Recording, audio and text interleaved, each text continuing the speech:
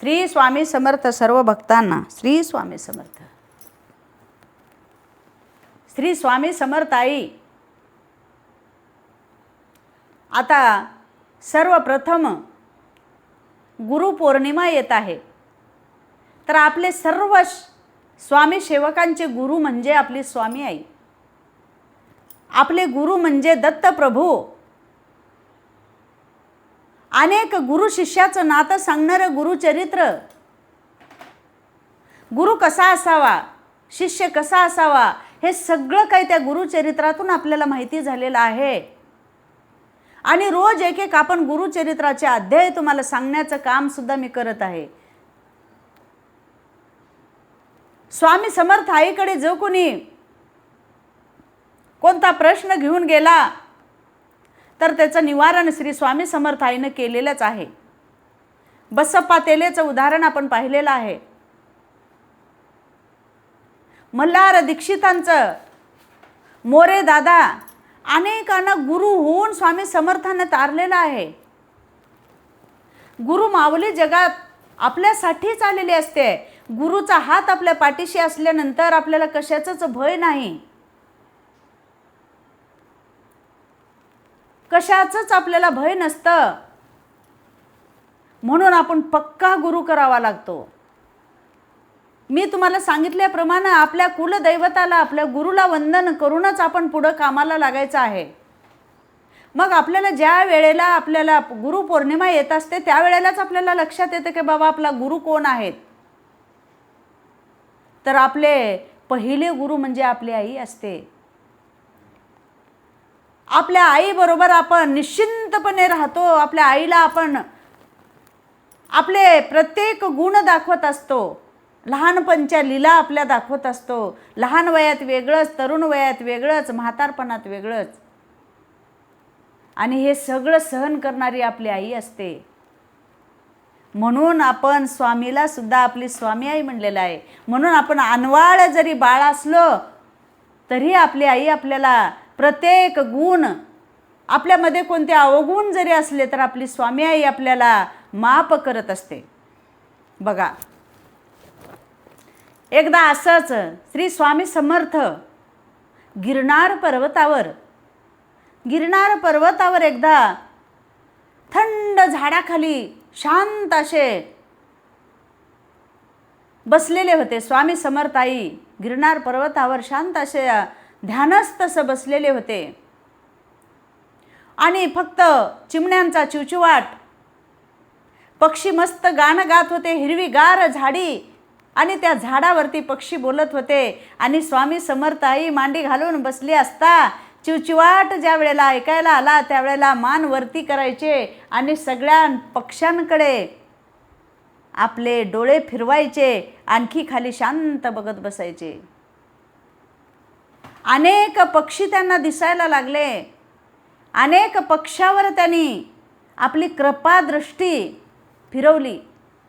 आपल्याला वाटते की बाबा आपल्याला मानव रूपात आलेत आणि आपल्यालाच स्वामी समर्थ आई सांभाळते, पण नाही, प्रत्येक पक्ष्यांना सुद्धा त्यांनी त्यांचं रक्षण करण्यासाठी त्या झाडाखाली जाऊन बसलेले होते. मग तिथे सापसुरळी असल, खारुताई असल, चिवताई असल, कावळोबा असतील, अनेक पक्षी त्या झाडावरती बसलेले होते. चिवचिवाट चालू होता.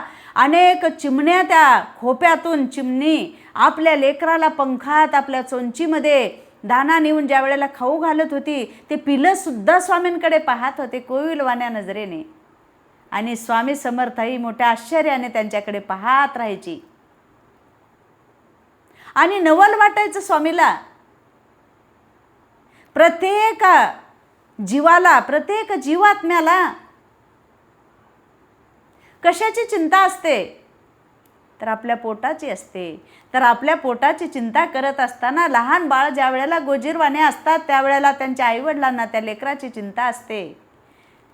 आणि स्वामी समर्थ आई मांडी काढले आणि एक गुडघा उभा करून हात वरती असं तोंडाला लावून वरती त्या चिमण्याला आणि चिमणीच्या आईला हास्य नजरेनं, हास्य मुखानं पाहत राहिले. अगदी पाहत राहिले की बाबा काय नवल आहे, किती नवल आहे, काय तडफड आहे त्या आईची. काय तळमळ आहे त्या आईची. चोंचीमधला जे दाणा आहे आपल्या पिलाच्या तोंडात न चुकता पिलाच्या तोंडात घालत असते. किती बारीक लक्ष स्वामीनं त्या पिलांकडे पाहिलं.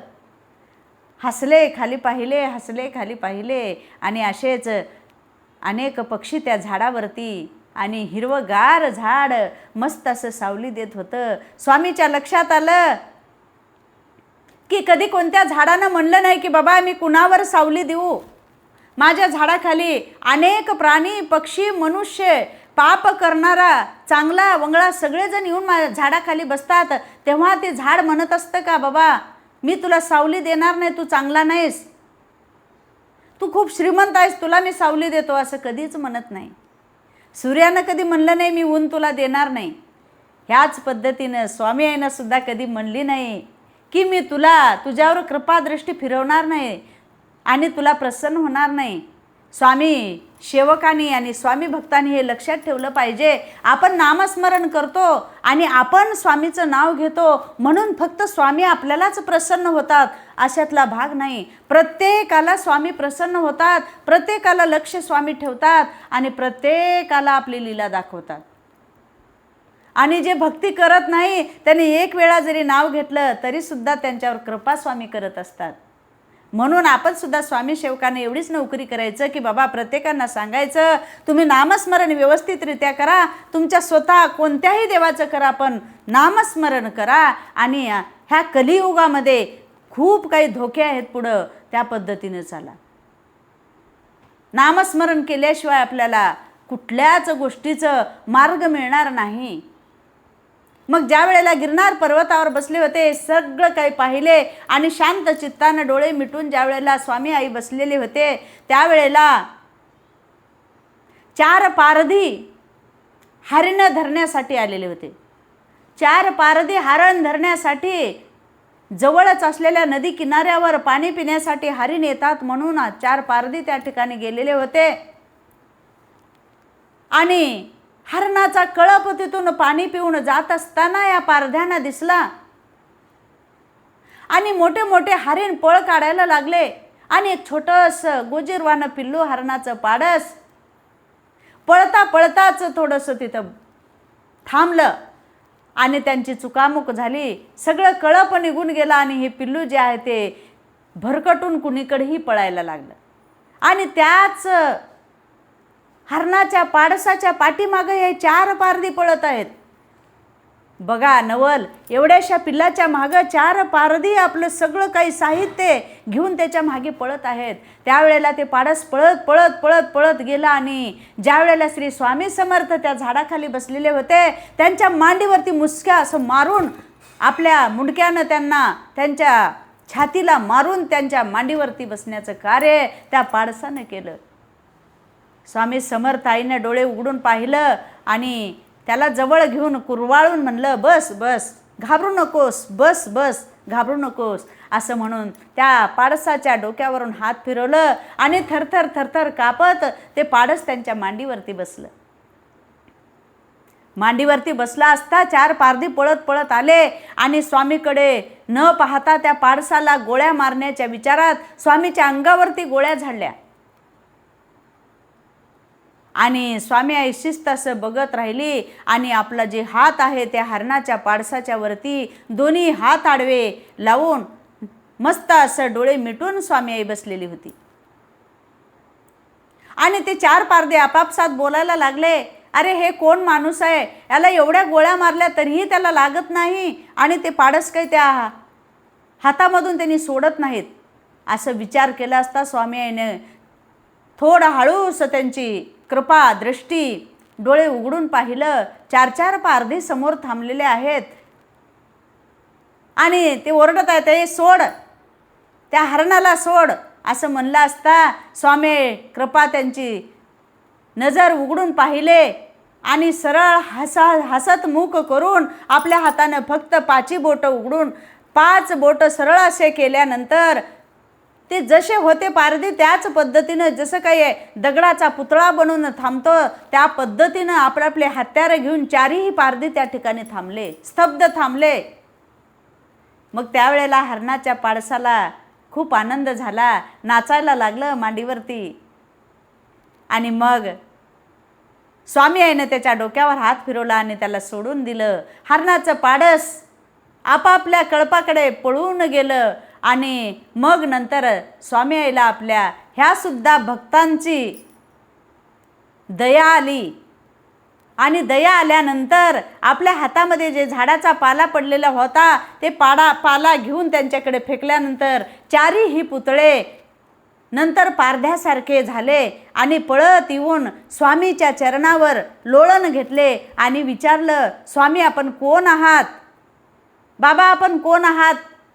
म्हणल्यानंतर अरे त्या हरणाच्या पाडसाच्या पाठीमागं स्वतः समर्थ असताना त्याला तुम्हाला काय वाटलं? सद्गुरु सारिखा आस्था पाठी राखा, इतराचा लेखा कोण करी. अरे सद्गुरु त्याच्या पाठीमागं आहेत. एवढ्या जीवात्म्याचा सुद्धा विचार सद्गुरूला असतो. बाबा ज्याच्या पाठीशी गुरु आहेत त्याला कुणीही मारू शकत नाही, असा उच्चार स्वामी आईनं केले. सद्गुरु सारिखा आस्था पाठी राखा म्हणल्यानंतर अरे बाप रे, हे सद्गुरू आहेत, हे गुरु आहेत आणि आम्हाला मार्ग दाखवा गुरुराया. आम्ही पाप केलो आहोत, आम्ही त्या पाडसाला मारण्याचं पाप करण्यासाठी आम्ही पळत आलेलो आहात आणि आम्हाला एवढ्या मोठ्या पापापासून आम्हाला तुम्ही वाचवलात आणि आम्हाला मुक्ती दिलात.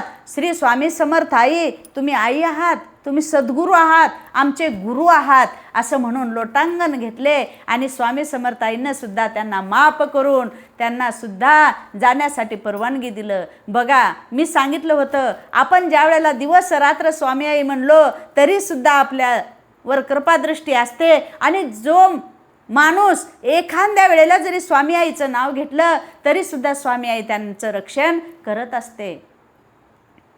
आपण कुठं लपून बसलो काहीतरी करून येऊन म्हणजे आपलं कर्म चुकणारं नसतं. ते स्वामी आईला, परमात्म्याला, पांडुरंगाला, भोळ्या शंकराला सगळंच दिसणार आहे. म्हणून आपण तसलं काही करायचं नाही, विचार चांगले ठेवायचं. आपण काही जरी केलं तर इतभर पोटासाठीच करणार आहोत. सगळ्याची धावपळ ह्या इतभर पोटासाठी आहे. तर आपल्याला श्री गुरुनं जसं ठेवले, आपल्या सद्गुरूनं ज्या पद्धतीनं ठेवले तसं राहू. आणि समोर गुरुपौर्णिमा येत आहे, आपल्या गुरुला वंदन करू, साष्टांग नमन आपल्या गुरुला करू. श्री स्वामी समर्थाचं नामस्मरण करू. श्री स्वामी समर्थ, श्री स्वामी समर्थ, श्री गुरुदेव दत्त, श्री स्वामी समर्थ.